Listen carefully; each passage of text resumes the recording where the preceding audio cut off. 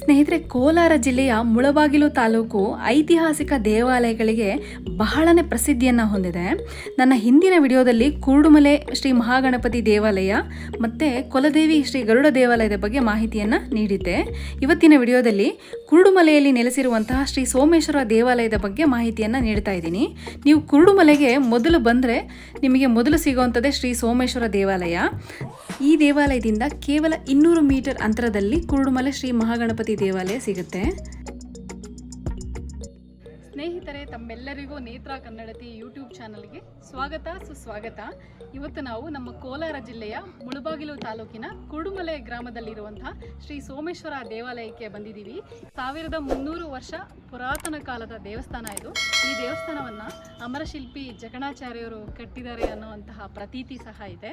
ಬನ್ನಿ, ಈ ದೇವಸ್ಥಾನ ಹೇಗಿದೆ, ಈ ದೇವಸ್ಥಾನದ ಹಿನ್ನೆಲೆ ಏನು. 1300 ವರ್ಷದ ಪುರಾತನ ಕಾಲದ ದೇವಸ್ಥಾನ ಅಂತಂದರೆ ಹಿನ್ನೆಲೆ ಬಹಳನೇ ಕುತೂಹಲಕಾರಿಯಾದಂತಹ ಹಿನ್ನೆಲೆ ಇರುತ್ತೆ. ಬನ್ನಿ, ಇವತ್ತು ಆ ದೇವಸ್ಥಾನದ ಹಿನ್ನೆಲೆ ಏನು, ಇಲ್ಲಿರೋ ವಿಶೇಷತೆಗಳೇನು ಅನ್ನೋದನ್ನು ತಿಳ್ಕೊಳ್ಳೋಣ. ದೇವರ ಸೋಮೇಶ್ವರ ಸ್ವಾಮಿಯ ದರ್ಶನವನ್ನು ಸಹ ಪಡೆಯೋಣ. ಬನ್ನಿ.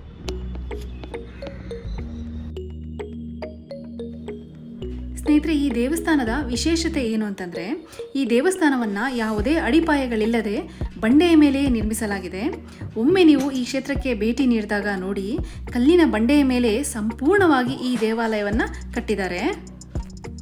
1330 ವರ್ಷದ ಈ ಹಳೆಯದಾದಂತಹ ದೇವಸ್ಥಾನ ಯಾವುದೇ ಅಡಿಪಾಯಗಳಿಲ್ಲದೆ ನಿಂತಿದೆ ಅಂತಂದರೆ ಇದು ನಿಜವಾಗ್ಲೂ ಅತ್ಯದ್ಭುತ ಅಂತಲೇ ಹೇಳಬಹುದು. ಕೌಂಡಿನ್ಯ ಶ್ರೀ ಮಹಾಋಷಿಗಳಿಂದ ಪ್ರತಿಷ್ಠಾಪನೆಗೊಂಡಂತಹ ಲಿಂಗವಿದು.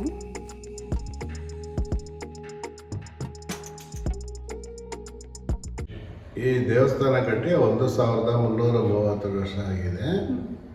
ಈ ದೇವಸ್ಥಾನ ಕಟ್ಟಿರೋದು ತಂಜಾವೂರು ಮತ್ತು ಚೋಳ ಮಹಾರಾಜ ಮತ್ತು ಮೈಸೂರಿನ ಕಾಲದಲ್ಲಿ ಕಟ್ಟಿರೋಂಥ ದೇವಸ್ಥಾನ.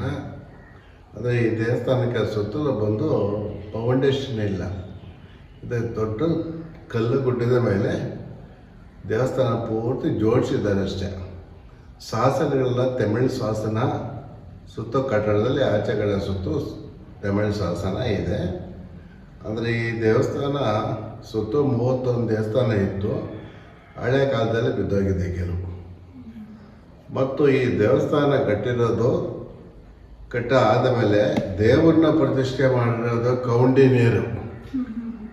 ಕೌಂಡಿನ್ಯ ಋಷಿಗಳ ಪ್ರತಿಷ್ಠೆ ಮಾಡಿರೋದು. ಪ್ರತಿಷ್ಠೆ ಆಗಿ 1330 ವರ್ಷ ಆಗಿದೆ. ಅದೇ ಈ ಜಾಗದಲ್ಲೆಲ್ಲ ಪ್ರತಿಯೊಂದು ರಾಜನಾಯಕರಿಗಾಗಲಿ ಭಕ್ತಾದಿಗಳಾಗಲಿ ಎಲ್ಲ ಸ್ಟೇಟ್ನವರು ಈ ಸ್ಥಾನಕ್ಕೆ ಬಂದೇ ಬರ್ತಾರೆ.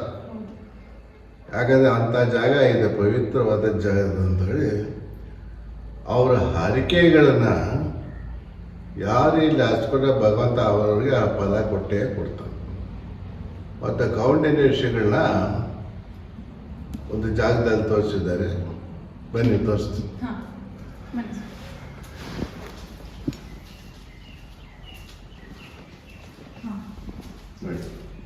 ಎಲ್ಲಿ ಕೊಟ್ಟಿದ್ದಾರೆ ಕೌಂಡಿನ್ಯ ಋಷಿಗಳು ಹತ್ಕಡೆ ಬನ್ನಿ. ಮುಂದೆ ಮಾದ್ವಾರ ಇತ್ತು. ಈ ಪ್ರಕಾರ ಮಾದ್ವಾರ ಇತ್ತು.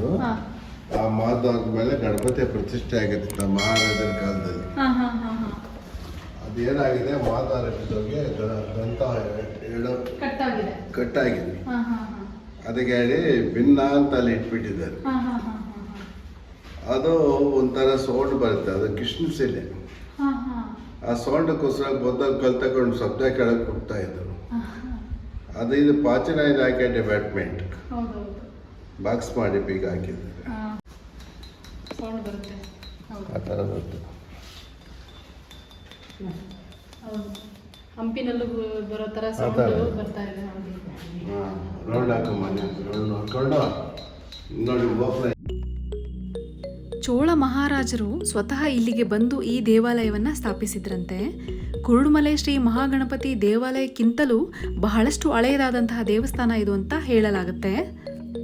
ಚೋಳರ ಕಾಲದ ಶಿಲ್ಪಕಲೆಯಿಂದ ಕೂಡಿದಂತಹ ಈ ಅದ್ಭುತವಾದಂತಹ ದೇವಾಲಯವನ್ನು ಅಮರಶಿಲ್ಪಿ ಜಕಣಾಚಾರ್ಯರವರು ಮತ್ತು ಅವರ ಮಗನಾದಂತಹ ಡಂಕಣಾಚಾರ್ಯರವರು ಇಬ್ಬರೂ ಈ ಒಂದು ದೇವಸ್ಥಾನವನ್ನು ಕೆತ್ತಲಾಗಿದೆ ಅಂತ ಹೇಳಲಾಗತ್ತೆ. ಈ ದೇವಸ್ಥಾನ ಬೇಲೂರು ಮತ್ತು ಹಳೆಬೀಡಿನ ಶಿಲ್ಪಕಲೆಯನ್ನು ಹೋಲುತ್ತೆ. ದೇವಸ್ಥಾನದ ನವರಂಗ ಮಂಟಪದ ಉತ್ತರದ ಗೋಡೆಯ ಬದಿಯಲ್ಲಿ ದಕ್ಷಿಣಾಮೂರ್ತಿಯನ್ನು, ಹಾಗೆ ಬಲಭಾಗದಲ್ಲಿ ಕಾಲಭೈರವನನ್ನು, ಎಡಭಾಗದಲ್ಲಿ ನಾಗಸರ್ಪ ಭೈರವನನ್ನು ನಾವು ಕಾಣಬಹುದು. ಹಾಗೆ ನಗರಲಿಂಗೇಶ್ವರ ಲಿಂಗ ಮತ್ತು ಕಾಶಿ ವಿಶ್ವನಾಥ ಲಿಂಗವನ್ನು ಸಹ ನಾವು ಕಾಣಬಹುದು. ಹಾಗೆ ಈ ದೇವಾಲಯದ ಎಡಭಾಗಕ್ಕೆ ಶಮದಾಂಬಾ ದೇವಿಯ ದೇವಾಲಯವನ್ನು ಸಹ ನಾವು ಕಾಣಬಹುದು. ಕೌಂಡಿನ್ಯ ಮಹರ್ಷಿಗಳೇ ಈ ದೇವಿಯನ್ನು ಪ್ರತಿಷ್ಠಾಪನೆ ಮಾಡಲಾಗಿದೆ ಅಂತ ಹೇಳಲಾಗುತ್ತೆ. ನಮ್ಮ ಜೀವನದಲ್ಲಿ ಏನೇ ತಪ್ಪುಗಳನ್ನು ಮಾಡಿದರೆ, ಯಾರಿಗಾದರೂ ಮನಸ್ಸನ್ನು ನೋಯಿಸಿದರೆ, ಪಶ್ಚಾತ್ತಾಪದಲ್ಲಿದ್ದರೆ ಈ ದೇವಿಯ ದರ್ಶನವನ್ನು ಮಾಡಿ ಕ್ಷಮೆಯನ್ನು ಕೇಳೋದ್ರಿಂದ ಶಮದಾಂಬಾ ದೇವಿ ನಮ್ಮನ್ನು ಕ್ಷಮಿಸ್ತಾಳೆ ಅಂತ ಹೇಳಲಾಗುತ್ತೆ. ಸೋಮೇಶ್ವರ ದೇವಾಲಯದ ಗರ್ಭಗೃಹದ ಮೇಲ್ಭಾಗದಲ್ಲಿ ದ್ರಾವಿಡ ಶೈಲಿಯ ಶಿಖರವನ್ನು ನಾವು ನೋಡಬಹುದು. ಇದು ಪಲ್ಲವ ಮತ್ತು ವಿಜಯನಗರ ಅರಸರ ಮಧ್ಯಕಾಲದಲ್ಲಿ ರಚನೆಯಾಗಿದ್ದು ಅಂತ ಹೇಳ್ತಾರೆ. ಈ ದೇವಾಲಯದ ಸುತ್ತಮುತ್ತಲಿನ ಪ್ರದೇಶದಲ್ಲಿ 30ಕ್ಕೂ ಹೆಚ್ಚು ದೇವಾಲಯಗಳಿದ್ವಂತೆ. ಮುಸ್ಲಿಂ ದೊರೆಗಳ ದಾಳಿಯಲ್ಲಿ ಈ ದೇವಾಲಯಗಳೆಲ್ಲವೂ ನಾಶವಾಯಿತು ಅಂತ ಹೇಳ್ತಾರೆ.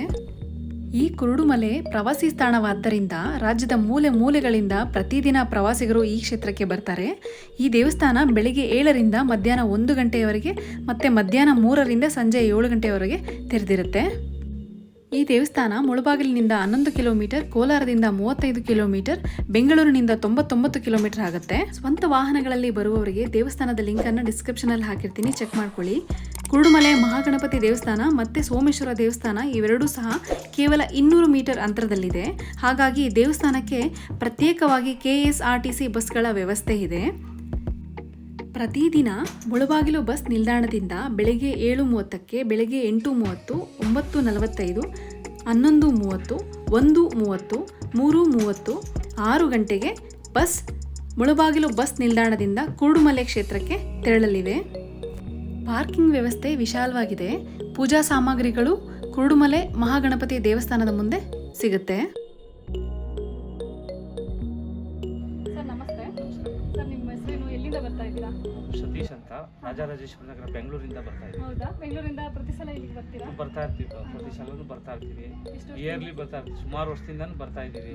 ಕುರುಡುಮಲೆ ಗಣೇಶ ಮತ್ತೆ ಈ ಪ್ರಸನ್ನ ಸೋಮೇಶ್ವರ ಹಳೆಕಾಲ ದೇವಸ್ಥಾನ, ಇಲ್ಲಿ ಬಂದ್ರೆ ಎಲ್ಲಾ ಕೆಲಸಗಳು ಆಗುತ್ತೆ, ಯಾವುದೇ ನಿರ್ವಿಘ್ನ ಇಲ್ದಾಗೆ.